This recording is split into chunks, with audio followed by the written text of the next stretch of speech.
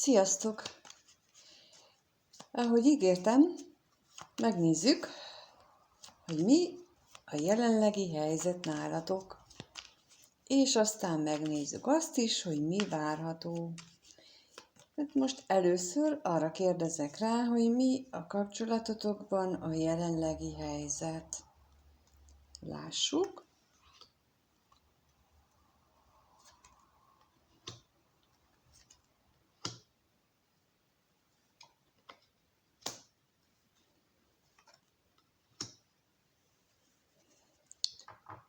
Kijött ugye a féltékenység, a levél, az ajándék, a szerelem és a kevés pénz. Úgy látom, hogy ebben a kapcsolatban pillanatnyilag felütötte a fejét a bizalmatlanság leginkább. Tehát a féltékenység, félelem erre utal, a levél és jelentheti azt, hogy kevés fizikai találkozás van, leginkább, ha van is, akkor is legfeljebb ilyen interneten, tehát valamilyen telefonon, tehát ilyen kommunikáció működik, de ettől még úgy élitek meg, hogy ez egy ajándékkapcsolat, tehát ez egy nagyon jó, és a szerelem ellenére valamit mégis ilyen hiányként éltek meg, tehát hogy valami kevés ebben a kapcsolatban, a találkozáson kívül valami hiányzik. Na lássuk, mire vonatkozik itt a féltékenység. A féltékenységre, vagy esetleg az, hogy valamilyen félelem van a kapcsolatban. Lássuk, még itt a féltékenység. Üzenet. Özvegyember. Te a férfi tag talán az, aki féltékeny? Lássuk. Mihez hűséges? Mihez hűséges? Aha.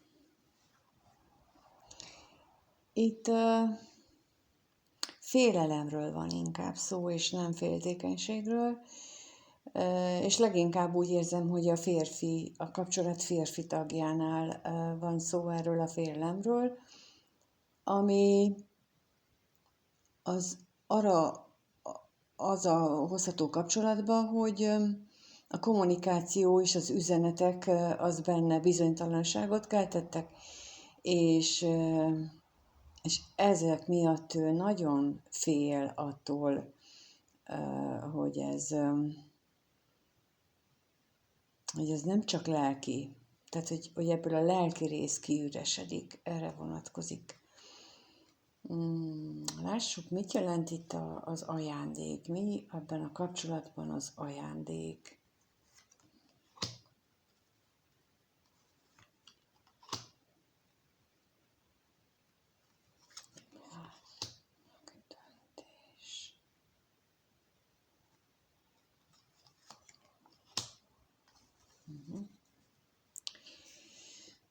A kapcsolatban örömforrásként, ajándékként élitek meg azt, hogy nagyon stabilnak gondoljátok, ugyanakkor valamiféle változás is beállt a tekintetben, ugye mondtam, hogy szerintem nincsen itt találkozás, és erre utal nekem most így a halál, a bíró és a találkozáslap, hogy történt benne egy olyan változás, hogy kevesebb lett a találkozás, a fizikai találkozás ebben a kapcsolatban.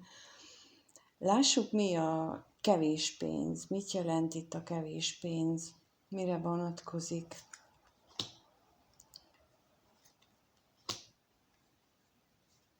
Ki az ellenség?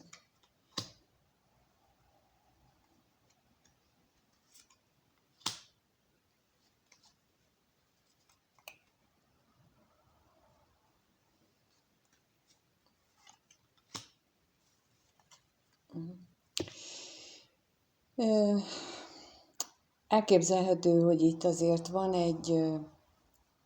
egy harmadik energia is ebben a kapcsolatban, és ami kevés az esélye annak, hogy megújulna ez a kapcsolat, mert hogy ott van bent az ellenség, aki szerencsétlenséget hozott a kapcsolatra, és megjelent a házasság lapja is, tehát, hogy mintha itt lenne valamilyen szerencsétlen házasság, ami ellenséges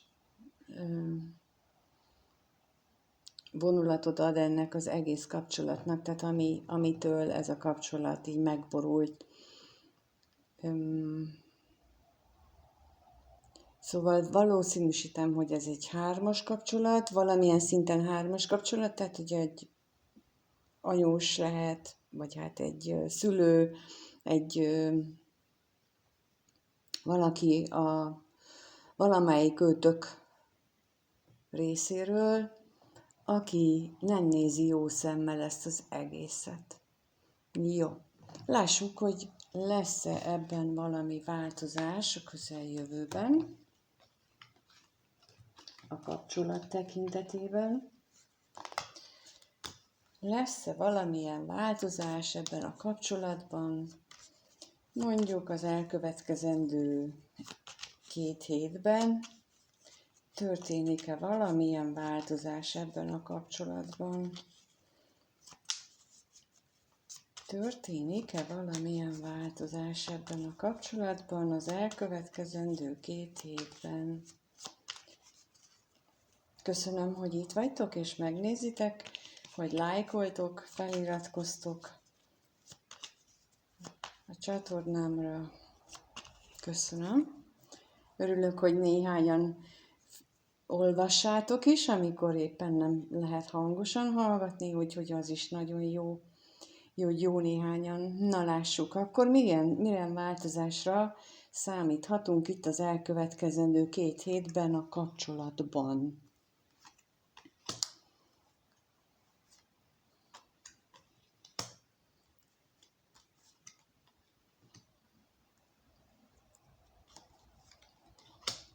Kijött a tolvaj, a kevés pénz, a szerelem, a bíró és a gyermek.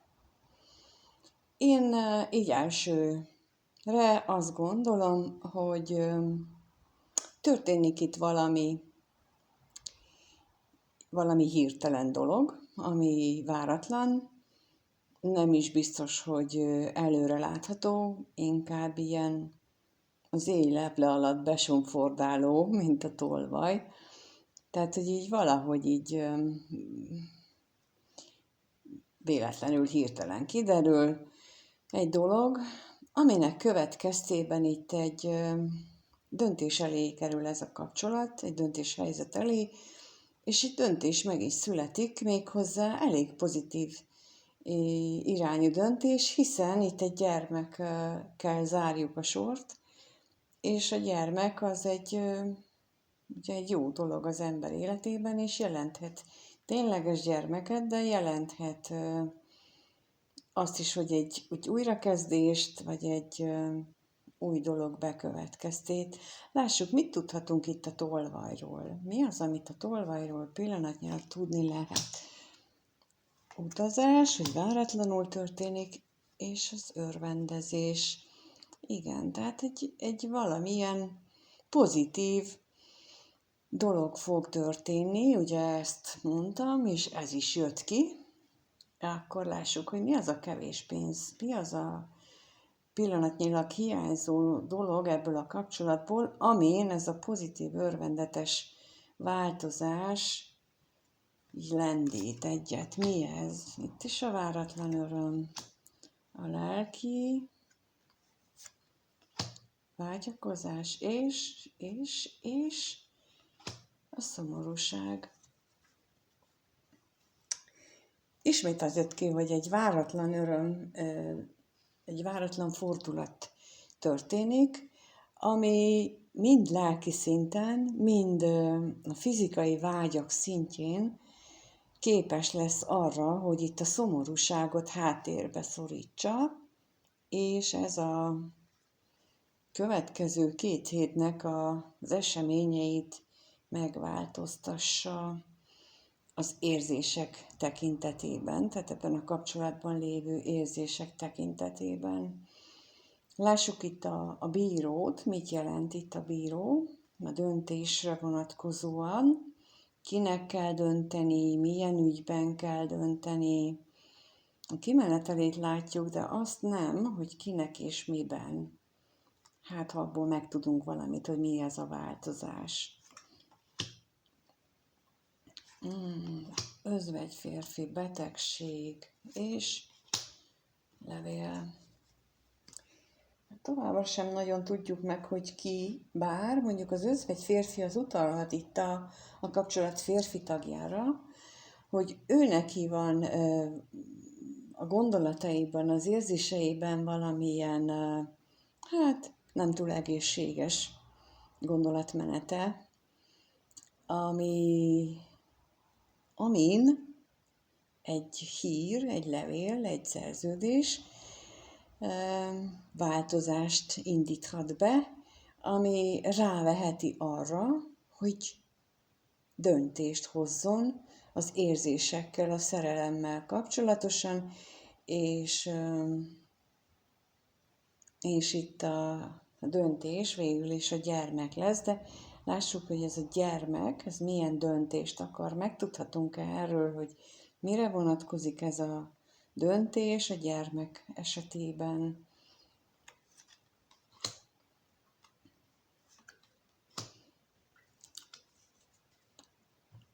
Igen. Azt tudhatjuk meg, hogy ez a távolságtartás, ami pillanatnyilag fennáll, ugye az előbb kijött a kapcsolat jelenlegi helyzetére vonatkozóak, hogy nem nagyon van találkozás.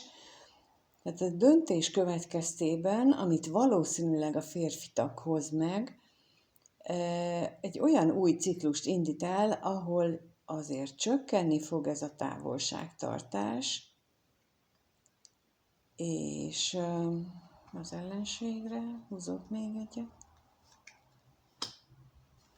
Igen, tehát pozitív irányban fog megváltozni ez a távolságtartás, és valószínűleg beindulnak a találkozások ismét, vagy újra. Jó. Lássuk meg. Most akkor megkérdezem, hogy mi az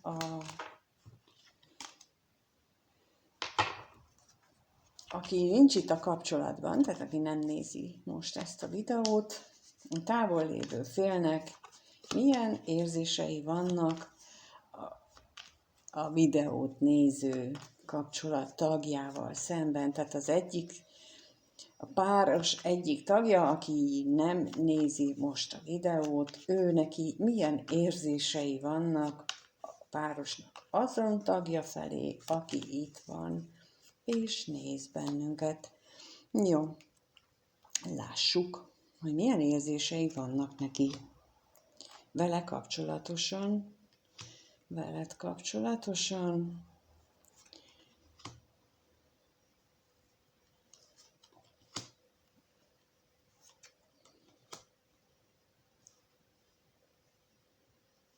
Jó, kijött a szomorúság, a váratlan öröm, az özvegy férfi, a levél és a féltékenység. Ebből nekem az jön, hogy ő nagyon hiányol téged, szomorú a hiányod miatt, és reméli, hogy egyszer csak történik valami csodás, váratlan dolog, ami őt megörvendezteti veled kapcsolatosan, magányosnak is érzi magát, nagyon szeretne veled kommunikálni, és fél.